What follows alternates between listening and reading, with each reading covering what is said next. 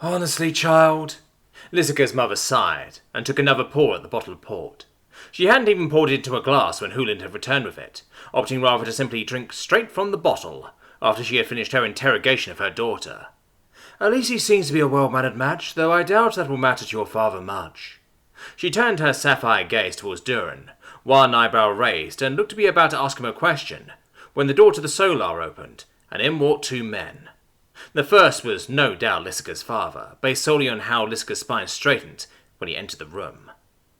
He was a man in his mid-40s, perhaps late 40s, and a little bit on the heavy side. Not fat by any means, but he had a few extra pounds, perhaps around the middle. He had dark skin, darker than even Michaeline's, and brown hair with a few traces of grey in it, that he had cut short.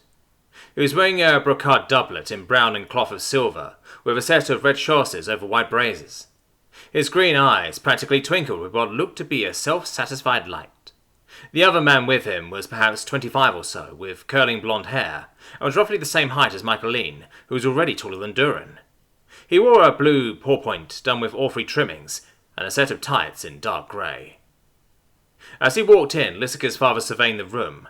He clacked once, as though he wanted to get everyone's attention, despite the fact that he already had it. Good. Everyone is here. Lysika, Yaina, I have exciting news to announce.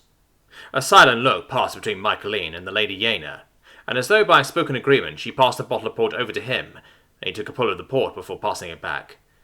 Father, we need to talk. It is important. Lysika started, but her father simply smiled at her and nodded, before going on over her. I'm sure it is important, he said with a nod.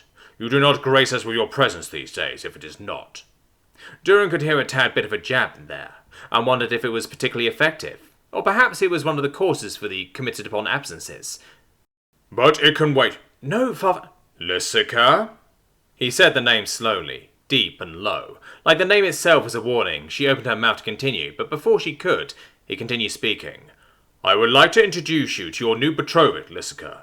Sir Mialva Koblinya of Tyre, the third son of the Duke of... Durian, Michaeline said, his voice cutting through the speech. Durian looked at him and the man shook his head, his eyes tracking down to Durian's waist. Durian followed his gaze and to his surprise found his hand wrapped around the hilt of his blade, his grip so tight the leather and wood of the handle creaked ominously. He hadn't even noticed his hand reaching for it, but Michaeline had. And now so had everyone else. Who is this? Lysika's father asked. His happy demeanour had faded, and he was now staring at Durian as though someone had let an animal covered in mud into his house. Durian, Michaeline said softly, though everyone could still easily hear him. He couldn't have known. Durian closed his eyes, breathing in through his nose and holding it for a count of 5, before exhaling through his mouth. He repeated the breathing exercise until he was able to, by force of sheer will, remove his fingers from the hilt. Michaeline was correct. There was no way either this noble or Lysika's father could have known that she was betrothed to him. After all, it had only happened a few hours ago, not even a full day past. If looked at logically, there was no slight, simply a misunderstanding. Durian, however, wasn't currently feeling too inclined to be logical. It was one thing to understand the fault was no one's. It's another thing completely to simply let go of his anger. He examined his feelings, slightly surprised that he was so upset about someone else attempting to be betrothed to Lysika. After all, she had trapped him, effectively forced him into this marriage arrangement. So why then did the mere thought of her father giving her away to someone else bother him so? It was not because he loved her or anything. He barely knew the woman. Sure, he had naturally gravitated towards her after seeing her, but that was not love, that was attraction. It took him a moment with his anger-addled mind to find the real issue. The fact was he had earned Lysika, he had fought her, had wagered and won her by the blade, as was his right, as she had agreed to the terms. Should another wish to have her, they would need to take her from him, by the blade. After all, if you wanted something, you took it. If you couldn't take it, then you don't deserve it. And here someone was attempting to take what he had earned without even so much as giving him the chance to defend it. It was dishonourable and disrespectful, or rather it would have been, if her father had known about it, and still attempted this. As it was, the slight was only perceived in his own mind. That was what I have been attempting to tell you, father, Lysika said, nodding her head over towards Durian. I would like to introduce my betrothed, Durian of the Wilderlands. Durian bowed with his best courtly bow. It is a pleasure to meet you, Master Galen, he said, as he came up from the bow. Somehow he even managed to say it so that it half sounded true. Lysika's father's mouth opened and closed a time or two, before his left eye twitched slightly, his face darkening with rage. He lifted a finger up to jab accusingly at Durian, but before he could, Lysika had stood and grabbed his hand. "Come, father, we need to discuss things," she said, in the same clipped voice she had used on Durian when he had first sat down at her table. The door to the solar closed behind them, and right away the two of them began arguing. Durian couldn't make out the words, muffled by the thick wooden door as it was, but he could easily make out the tone. Silence reigned supreme as the two of them argued in clearly escalating voices, a few words or snatches of the conversation now being able to be made out due to the sheer volume of their voices. "So," Durian looked over at the noble, Sir Mialvar Koblinya, as Lysika's father had named him.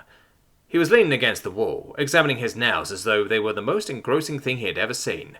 He polished them on his paw point before continuing. While the father was positioning himself, the daughter was moving her own pieces. He looked at Durian, who said nothing, simply standing there. "Did she say you are from the Wilderlands?" he asked, a smirk on his lips. "Yes, she did, didn't she? That and the fact that you are wearing—" He looked Durian up and down, not quite in pompous derision, but most definitely with disapproval. "So, what was it? A love match?" he asked with a smile on his face. "Did you meet her in your little club and fall in love with her?" Durian didn't answer. He just kept breathing, slowly, deeply. "Don't think for a minute I'll be outmaneuvered by the likes of you." "If you want her so badly, perhaps you would like to take her. We are legally betrothed. It is written in Elun's ledgers. But if I understand procedures correctly, you have 6 months to grow a pair of balls and challenge me." It was about to say more, but the door of the solar burst open, and the two of them walked back in, both red-faced, and looking like they had been hard at work, what with the sweat that plastered Lysika's bangs to her face and glistened on her father's forehead.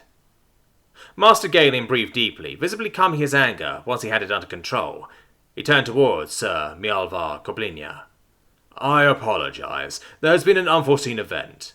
He glared death at Durian. "I shall rectify the issue within the month, and we can continue where we left off." "Good," Durian said, and all eyes turned towards him, surprise plain on their faces. After all, didn't he just barely restrain his anger not a few moments ago? A predatory smile spread on his face. "If there is one thing in this life that I love, it is a good challenge." The silence once more held dominion over the room, and Durian turned towards Mistress Yena. Between herself and Michaeline, they had polished off 3/4 of the first bottle of port, simply passing it back and forth, though neither one of them looked drunk or even so much as tipsy. "My deepest thanks for your hospitality, mistress," he said, sweeping once more into a bow. "Alas, we must depart. There are duties to which we must attend for the order." In all honesty, he didn't know if there were any, but that was as good an excuse to leave as any. After all, it was considered to be of the utmost rudeness to simply walk out without giving an explanation, or so the old man had told him. "Please, you are more than welcome to stay," Mistress Yena said with a smile. "It would not be any trouble to have one of the guest rooms made up for you." "You may leave, but Lysika will be staying," Lysika's father said, looking at Durian. "It would be improper to allow her to leave with you. Propriety requires an escort, and neither I nor her mother have the time nor inclination to go along." There was a slight smugness to his face as he said this. It would seem that, like his daughter, this man was fond of traps. If he left her here, he would be showing he lacked interest in her, which could in some sense be grounds for questioning the legitimacy of the betrothal, as it would show he didn't have Lysika's best interests at heart. But if he refused and took her, her father could claim that he had no way of knowing if his daughter's honour was intact. Before he could respond, Michaeline took one last swig of the bottle, handing it back to Mistress Yena, and stood, stretching as though he had just woken up from a nap. "We should stay, Durian," Michaeline said, finishing his stretch. "Most of the good contracts are gone by now. We should try later." Before Durian could say anything, he turned towards Lysika's father. "Uncle, you shouldn't worry. Lysika won't be unescorted. I shall be there. I am an older male blood-related relative, and it was already what I was doing before this." He bowed to Lysika's mother and addressed her formally. "On my honour, I shall watch over Lysika of Kedala, blood of my blood, and make sure nothing untoward happens to her until the day of her marriage." "I accept your reaffirmation," Lysika's mother smiled. "And like last time, you have my thanks and confidences." "There, see?" He turned to Durian. "No problems." Durian smiled back at him, and even Lysika gave him a grateful look. "In that case, mistress, master." Durian did a half bow to each before turning back to Lysika's mother. After all, as the mistress of the household, it was her right to grant or deny anyone the ability to stay under her roof. Lysika's father might own the house, but his wife would be the one running it. "I would like to impose on your hospitality." She gave him a smile and nodded her assent.